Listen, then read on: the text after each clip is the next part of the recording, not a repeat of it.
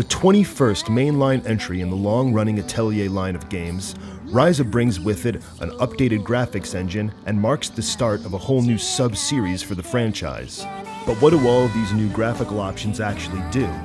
What kind of performance can you expect on your machine? How does the Switch version stack up? We've spent way too much time coming up with the answers to these questions, so settle in because this is going to be a long one.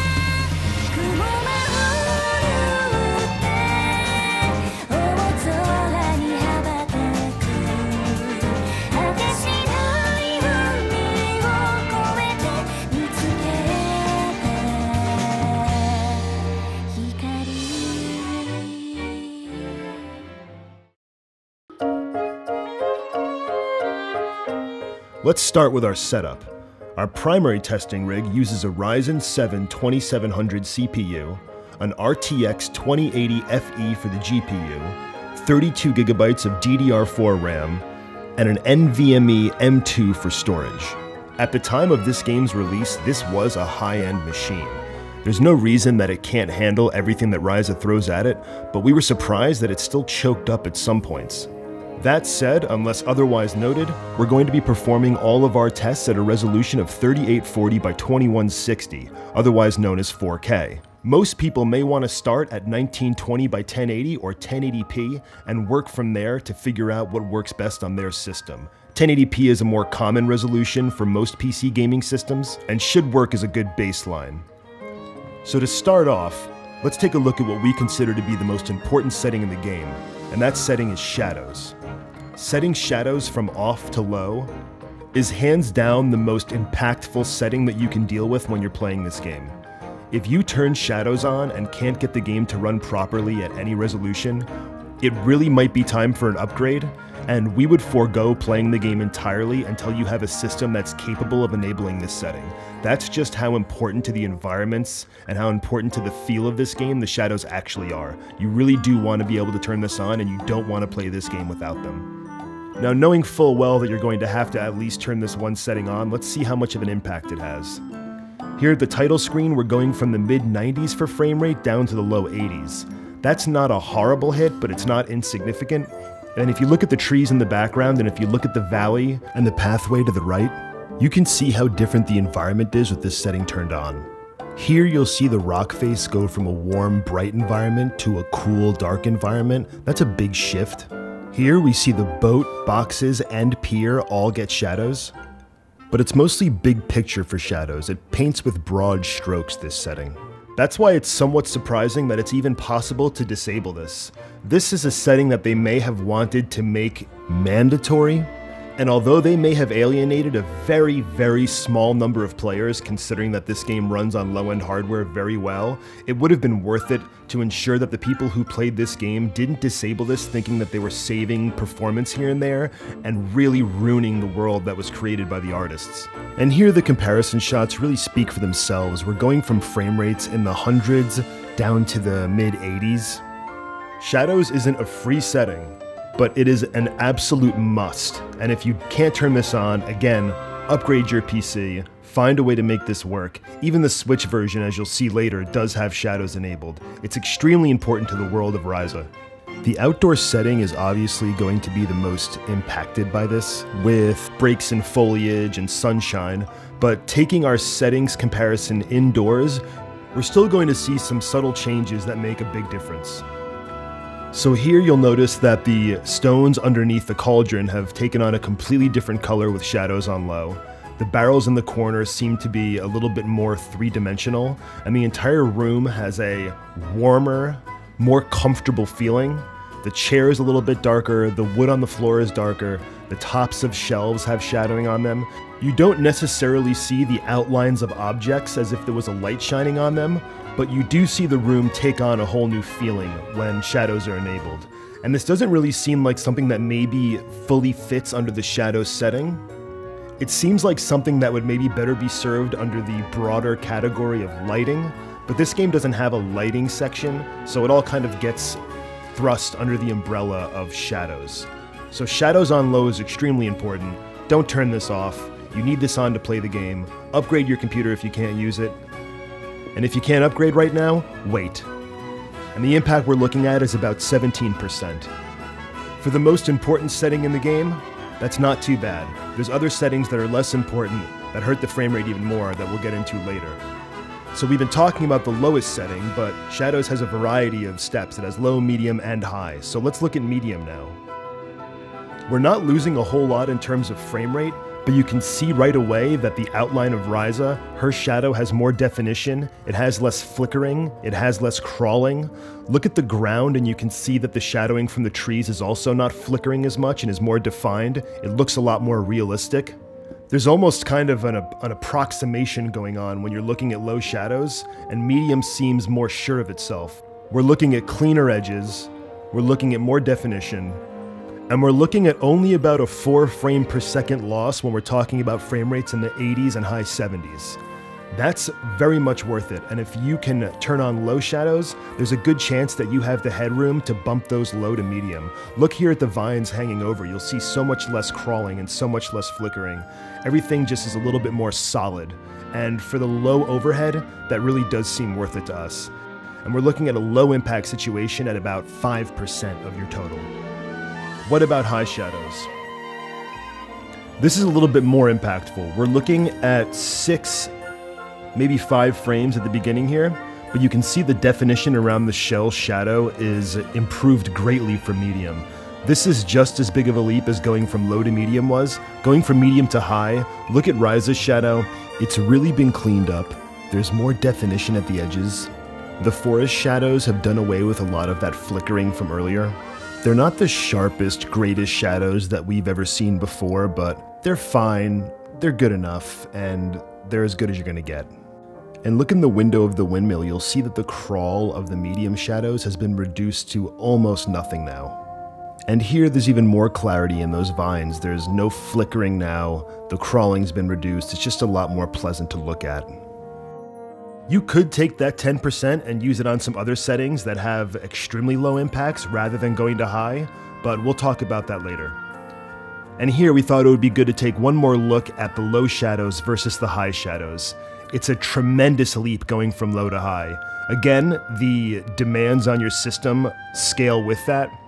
It is not a low impact situation going to high shadows, but for some people this will be worth it. Let's look at another form of shadowing now called SSAO, and that stands for Screen Space Ambient Occlusion.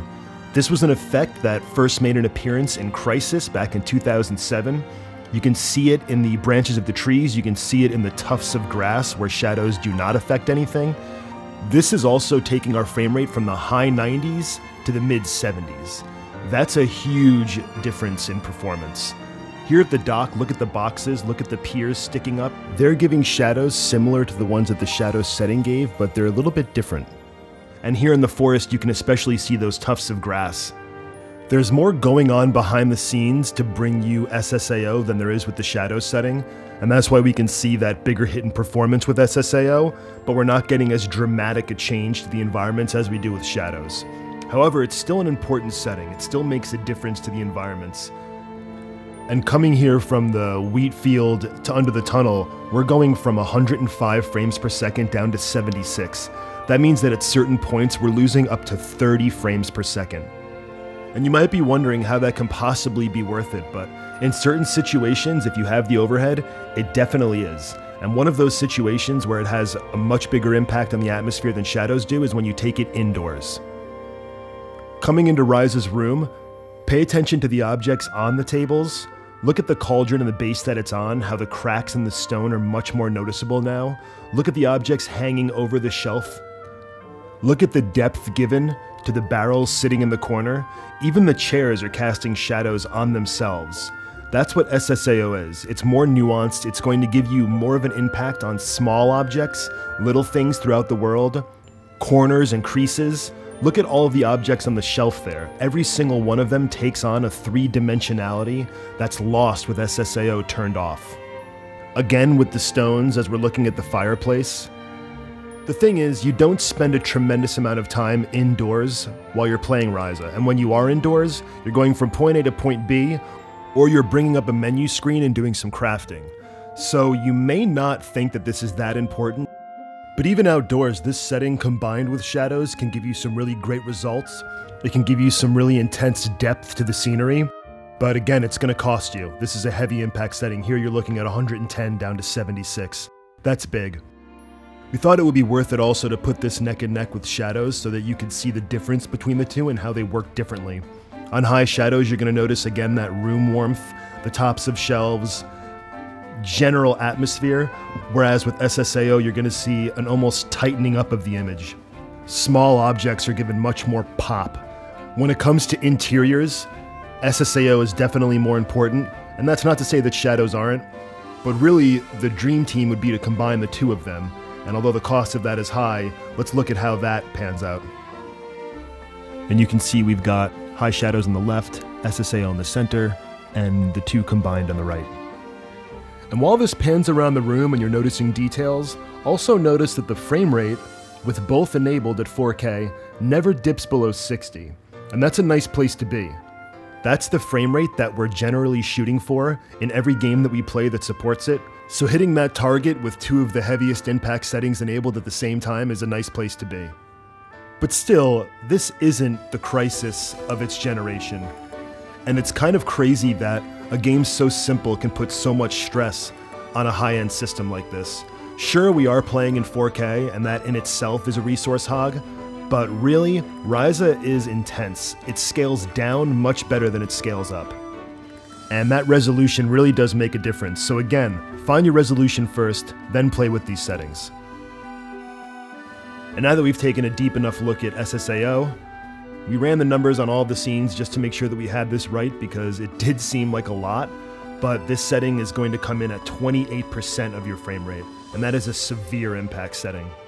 You could enable a lot of other settings for just the cost of SSAO. Is it worth maybe lowering your resolution for? That we would say yes. Is it worth playing below 60 frames a second for? That's a little more iffy. So now that we've looked at all the shadowing this game has to offer, let's look at something a little more subtle, and that would be DOF, or depth of field. A lot of you probably know what this is. This will blur certain objects in the scene, depending on what the scene would like to have in focus. It can be very noticeable in cutscenes. It can add a nice cinematic effect to things. It's a pretty low impact setting, taking our frame rate from 85 down to 81 in this particular scene, but it's a nice one. You'll notice it more though out in the field if you know what to look for. You can see that the area in the back, even as we move away from the wall where Ryza comes into sharper focus, still stays a little bit blurred. It's a little aggressive, but at the same time it does add a pop to the objects that you're more likely to be focused on while you're running around and harvesting. Do we like it? We like it. You might not. It's not a must-have setting, but you can certainly experiment with it because it's only about a 4% frame rate impact, which really shouldn't hurt your experience too much, so give it a shot and see how you feel about it. Now here's an interesting one, dynamic reflections. It took us a while of playing to even find any dynamic reflections. We spent a lot of time near water, where we thought that would pop the most, and saw no difference between an on or off setting. But this is it. This reflection in the marble that you're looking at, that is dynamic reflections, those three lights. And there's really not much to it. It does add a nice texture to the floor that otherwise wouldn't be there. And we also found it in this same mansion over here by the window. Look at the basket of flowers. You can see a very faint reflection of that basket in the marble-topped windowsill. It's very subtle. You can just see hints of that red and yellow. You can also see a little bit of the window reflection, but it took us a long time to even dig this up at all. If you look, you can actually see a little bit of Ryza's reflection on the side of the windowsill, which is a little bit odd. I guess they used high gloss paint on that wood. So what's the impact? Small, right? Well, comparing it side by side, we were losing 18 frames in this scene, sometimes 20, to get the dynamic reflections on. For such a small setting, that is kind of insane. And yeah, once you've seen it on, seeing it off makes the game feel almost antiquated. You want that setting there once you've looked at it, but without having noticed it, we might never have noticed it. And over here by the window again, it's a nice setting. We miss it when it's gone once we've known that it can be there, but the impact here, we're going from 103 frames sometimes dropping below 70. It's really crazy, it's really too much. And the thing is, when this setting is turned on, it's always on. You'll always feel that frame rate hit whether you're staring at this basket or whether you're running down the street and there's no reflections to be noticed anywhere. So this is an option for beefy systems. This is not an option if you're really picking and choosing to get your frame rate up. One of the areas we noticed it the most was in this cave here. Look at the wall shining. And we have shadows on here because it was so difficult to see with shadows off, but once we enabled them, it really came to life. And again, the impact is pretty high, going from the high 70s down to 60, but at the same time, this is one of the more noticeable environments where you're gonna see it. The cave felt kind of mystical with this turned on, and it lost that little bit with it turned off. But is it worth this much of a frame rate dip? That's hard to say. You really should probably turn this on last because we're looking at a high impact at 22% of your frame rate. This has a higher impact than enabling shadows. If the game was dripping in this effect, great, but it's not, so make this the last thing that you turn on, really. All right, let's take a look now at light shafts. Here they are off, on, off, on. This seemed like the easiest way to show the difference. The thing you're going to notice at first might be that it almost looks foggy. And light shafts seem to be tied to the overall scene lighting and maybe even a fog effect. There's definitely more going on here than just light shafts. We like the haziness. It adds a certain vibe to the forest that isn't there without them. And now what light shafts usually are, what they're usually more known as, look at the canopy of the trees and you'll see beams of light peeking through the leaves. That's what light shafts are. And these are actually some pretty sucky light shafts. They're short, they're not very noticeable, they're not touching the ground, they're not, I don't know, there's not a lot going on here for the light shafts. But if we turn on all of the shadowing, SSAO included, they pop a lot more. You can see them much better with shadows on, and you're going to have shadows on, obviously. But still, even at their best, they're not great light shafts. It's a nice thing to have rather than nothing, but the bigger impact here visually is that hazy, glowy backdrop you're going to get when you turn light shafts on. And the impact is so low, we're looking at about 3%. It's low enough that it's barely worth mentioning. Turn this on, it adds something to the game, it's a good effect, it's cheap, turn it on. Moving into another lighting effect, this is bloom. And watch the flowers in the lower right-hand corner of each scene when the sun passes over. That glow, that's bloom. And bloom was an effect that got kind of a bad rap for being heavily overused in the mid-2000s. Games like Just Cause, if you played Guild Wars, that was soaked in bloom. But used properly, it can be a nice setting. And it seems to fit in better in games that have a more fantasy-like approach to their visuals like Ryza does. And this is another one of those settings that's a little bit easier to wrap your head around when you see it with shadows enabled, so let's turn those on and see what it looks like from there. Here you can see the light bouncing off the rock, that's bloom. The cliff in the background is also glowing, that's bloom. This isn't a subdued use of bloom, but it's also not saturating every scene like it has in some other games, which gave it the reputation that it has. The wheat here in the foreground is a place that you can see it. As we're coming under the bridge in a moment, look at the wheat in the background and you'll see it, but you'll also see that it kind of creeps along the top of the tunnel from the light from the clouds. That's also dependent upon the bloom. It finds its way into a lot of places that you might not think it would, but it always adds that little bit of lighting texture that this game actually needs. And here at the windmill, it's especially noticeable. It also isn't taking away any detail. You can see the back of the windmill still has those very clear bricks, and it's the front where the light is hitting it that it really blows out and glows like that. This is a low impact setting. It's as low as light shafts. We say turn this one on. This is a good setting to have on. And coming into something that's extremely important now, FXAA.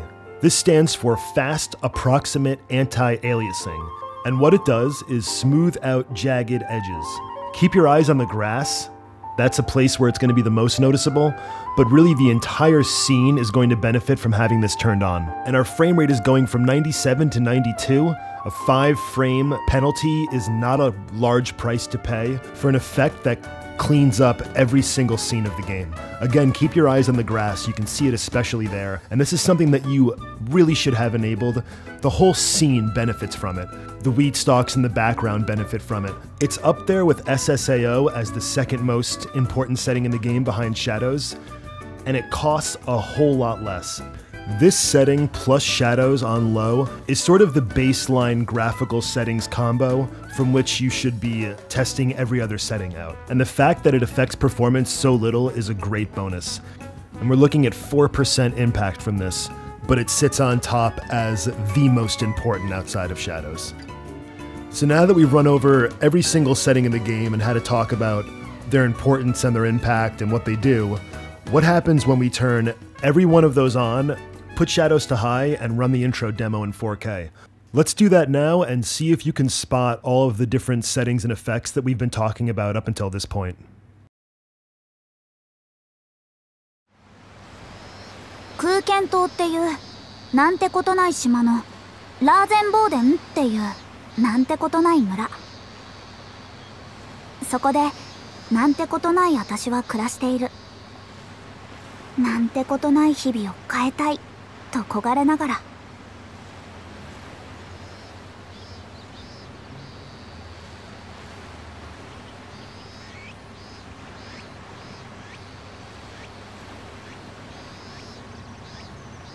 私はライザリン・シュタウト、通称はライザ。なんてことない農家の娘。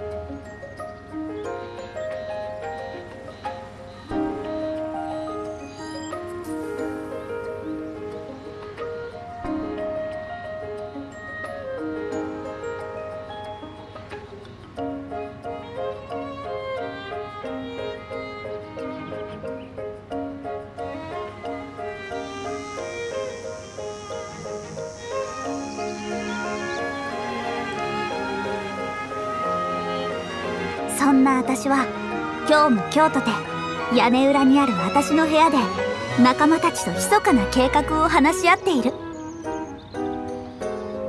この退屈ななんてことない日々を打ち破る痛快で素晴らしい計画を実現するために。Taking it into the actual game, we're looking at around 40 frames per second or so. Anything over 30 for a lot of players, regardless of the frame times, regardless of any small judder, they're not going to notice or care as long as that frame rate stays over 30, because a lot of people are used to 30. That's not us though. It makes us crazy to have that sort of thing happening. We need consistent frame times, we need a consistent frame rate.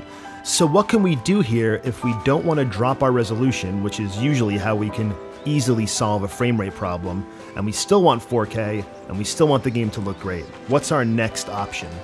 Just a quick aside, even at max settings in 4K, it looks like this game never exceeds 7 gigs of RAM or 5 gigs of VRAM, which is pretty good.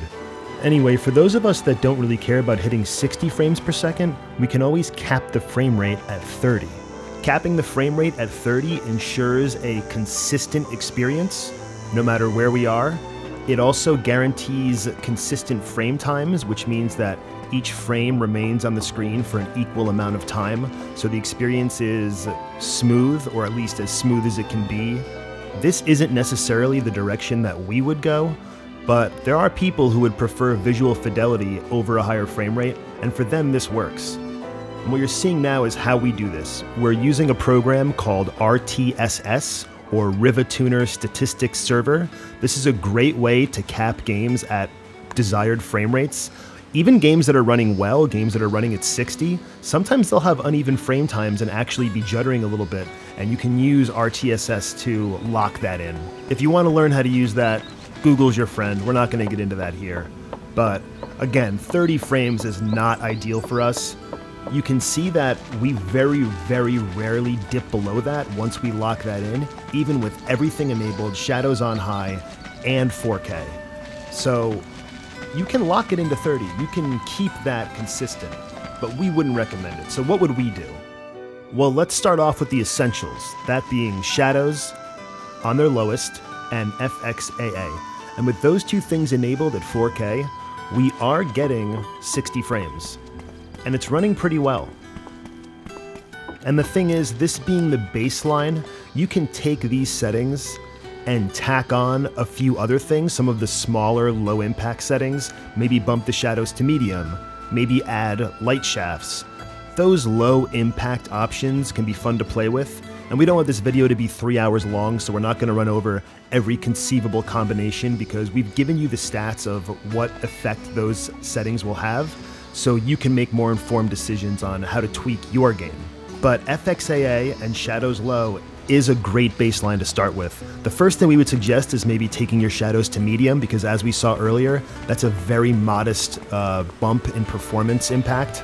And now you can see we're taking these settings to test them out at Kirkin Port, which is an area that we've deemed to be one of the more demanding areas of the game, especially in certain spots where you can see the entire map out before you.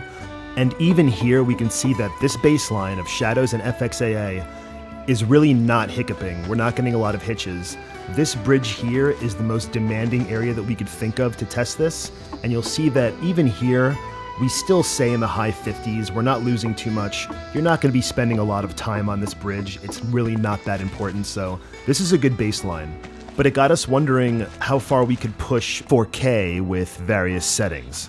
So here we are with medium shadows, but now we've tacked SSAO on, which, as you remember, was the highest impact setting of any of the ones we tested.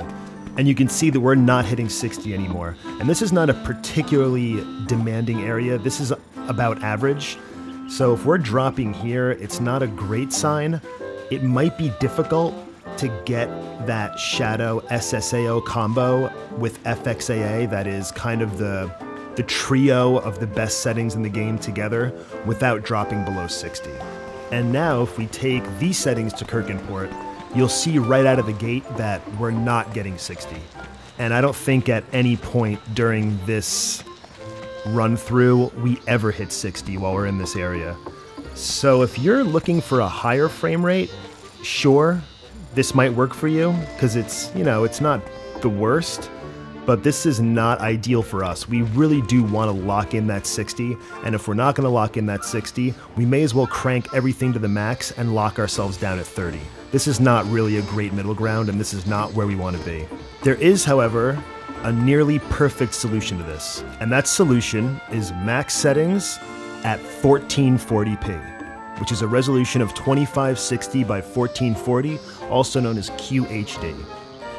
With max settings at 1440p, we are looking at a locked 60 frames per second.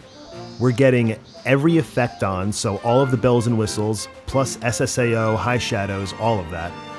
And we're getting the sharpness of a high resolution without sacrificing anywhere else. It's not obviously quite as sharp as 4K, but it's much sharper than 1080p would be, and the performance is perfect. This also goes to show just how large of an impact changing your resolution can have on your gameplay experience. This goes for most games, not just this one. Resolution is really the starting point at which you should be building the rest of your settings out at. And although we do miss 4K, you're going to find that having all of these little bells and whistles enabled is going to give you a more immersive experience than a resolution bump would have. So shoot for settings before you start playing with increasing your resolution, because as you can see here, this is the way this was meant to look.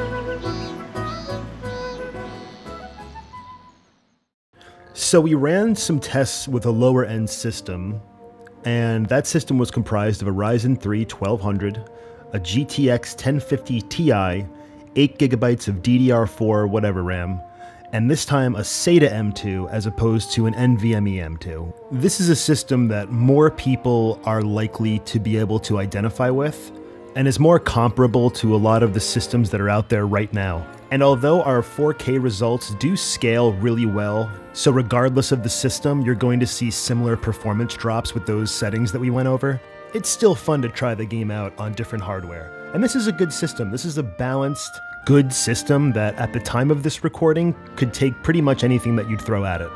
So let's start off with a pretty surprising result that we found straight away when we started using this system. At 1080p, with the dynamic reflections turned off and a 30 FPS cap, we can max this game out, and it looks great. And earlier, of course, we were saying that over here we prefer to shoot for 60 wherever we can. Since we're running this on lower end hardware, this is a really, really great result. This is playing the game with the full realization of the artist's intention on some really affordable hardware at a really reasonable frame rate. So this is really good. This game scales very, very well. And you're gonna see now as we move into the forest area that rarely but occasionally we do drop below 30. We might drop to 29 for just a second or two, maybe 28 in extremely complex areas. And those are sacrifices that we think are pretty reasonable to make, considering that we're getting everything we want visually out of this game. And we're doing it on a Ryzen 3 and a 1080 Ti. So we wanted to really push this and see how far we could take this hardware. So we took this setup back to the most intense area, if you remember from before, Kirk and Port, where you're gonna see a lot of frame dips even on powerful hardware, and ran around for a bit with everything turned on. For the most part, we still saw really good frame rates. It was extremely uncommon for us to drop too low even here. And if you want to, because we're operating at the absolute maximum of our settings, obviously without reflections, you can make sacrifices where you think you should to regain those few frames back again. You can take your shadows down to medium and see how that works. Maybe drop depth of field and see how that goes. But this is a good starting point. Now, what if we want to use low-end hardware, but we still want that 60 frames per second? What do we do then? Surprisingly, we can do it with shadows on low, FXAA turned on, and we haven't had to drop below 1080p to get there. And you can see that that 60 frames is locked too. This is an extremely consistent 60 frames setup. We see almost no dips, and 2 of the 3 most important settings are still enabled, so it looks great. But what if we're greedy and we want that 3rd setting? We want SSAO. We want shadows, we want FXAA, we want 60 frames, and we want SSAO turned on. Surprisingly, by taking a small resolution hit down to 1600 by 900, we can also enable SSAO. And we're still moving with a mostly consistent 60 frames. Only the smallest little hitches down to 59, rarely 58 every now and then while we're playing. This game really does scale down better than it scales up. You'll find that this runs super well on medium and low-end hardware, while even the highest-end hardware might have problems cranking this game up at 4K with everything enabled. So it's really good for people with more moderate systems. And even here in the woods, all these details being shadowed, the tufts of grass, the trees getting shadows and SSAO, and the smoothing from the FXAA, we're still seeing it hold at 60 most of the time. So this is really impressive. This is a good way to play if you're looking for that smooth frame rate and still want the visuals to have maximum impact. So before we wrap up, there's still one other way that we wanted to test this game out.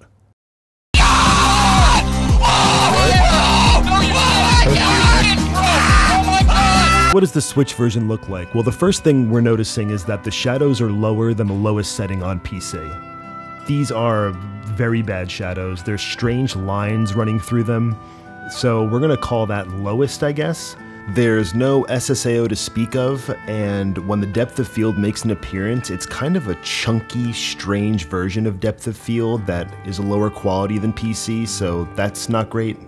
The textures, oddly enough, are also lower resolution than the ones on the PC, and the ones on the PC are low resolution already. So we really didn't expect to see that reduced any further, but you'll see here there is bloom, and there's less grass. But not only that, the grass that's there looks worse and is less complex, so that's a downgrade. It seems like everything is pretty jagged, and there's not really an attempt being made to cover that up with any sort of anti-aliasing. It seems like there might be a full screen blur happening, but that could also be part of the bloom maybe. And this footage was recorded in docked mode, so you can assume that this is the best that the game is going to look on the Switch. And again, we're seeing depth of field in the cutscenes, but this doesn't translate to the gameplay, which we'll look at in a second. Not a great first impression, but let's look indoors now and see what we come up with. Funny enough, the inside looks pretty good, considering the outside wasn't so great. It looks like a one-to-one conversion of the room. There's not been a reduction in geometry or anything like that. And we're definitely seeing that shadows are enabled. The room has that warm tone to it. The shelves have the dark tops on them. It looks good. It actually looks pretty good. This would have been an easy place for them to cut corners and pull shadows, because I don't feel like a whole lot of people were going to notice this unless it was pointed out to them what they were missing out on. So it's nice that they have it in here, and it looks good. It looks fine. We're still seeing a dumbing down of textures, but it's less egregious across these smaller objects than it is when it's across something like a rock or grass. So the interiors are definitely a strong point when it comes to playing on the Switch. Alright, so let's take this comparison out for some actual gameplay in the area near Ryza's house. So moving through the world, it's obvious that we're running at 30 frames, or a target of 30 frames. It seems to generally hold that. It doesn't seem to dip too often. Although kind of expected, the reduction in foliage is kind of a bummer, but it still looks fairly fleshed out. Some of the tufts can look a little bit silly when they're more sparse like this, but for the most part, the vibe is kept intact. And we're not getting light shafts, which is why the further away environments in the PC version up there have that haze over top of them. If we remember, the light shafts are tied to that kind of light fog. This area performs fine on the Switch. We're not losing too much in visual fidelity. This is an alright showing for the Switch version, aside from the muddier textures and a few little small things missing here and there. One thing that we did notice is that light areas seem to be much lighter when it comes to the Switch version, like they're exaggerating the difference between the bright and the dark spots. Look at the log for a good example. Maybe this is to make things pop when you're looking at it on a smaller screen. It's a little overwhelming. It loses a lot of nuance that way, but it could look good on that small screen. Maybe they did this on purpose. And like the other foliage, there's less flowers in the flower garden here. And it seems to be performing pretty well. We took it to Kirkenport, again, the most strenuous area, and we didn't really see a lot of drops. We stopped it and counted frames, and although sometimes the frame pacing was a little bit off, you might get one frame persisting for a little bit longer than it should, there was always 30 frames, so it seems like it's pretty consistent from a frame rate standpoint. We took it to another area with more complex geometry and more going on, where we thought the Switch might be more likely to stumble, which is this city at nighttime. And we were kind of convinced that we were gonna, get it here and catch it stumbling, but we never did, and even the frame pacing was dead on in this area. It was a perfect 30 frames all the time. So it certainly has that going for it. And that's really it for the Switch version, and if we had to pick something, we would say that its primary failing is in that atrocious shadow quality. The strange dithering with the lines all over everything, it harms the entire visual package at all times, and it's hard to think of how they could have screwed it up any more than they did. That being said, what kind of settings is the Switch working with here? Like, where would we place it in comparison to PC settings? Well, based on what we've seen, if we had to make an educated guess, we'd go with terrible for the shadows. They're absolutely awful. But again, better than nothing. Certainly better than nothing. Dynamic reflections, nowhere to be found. FXAA, we're gonna go with off, but there seems to be something softening some of those edges. So maybe a full screen softening filter is being applied.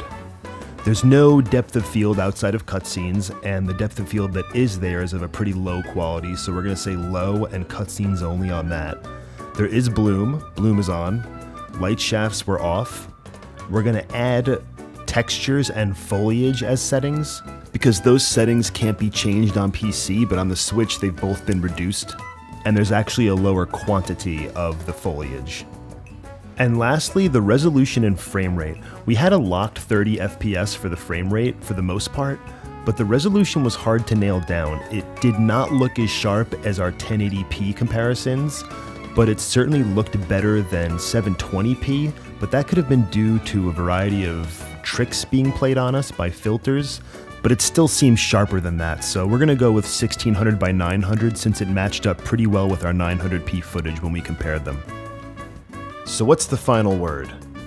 Well, if you're only ever going to be able to play Ryza on the go, like you'll never play it at home, you absolutely must play it on the go only, we guess the Switch version is fine.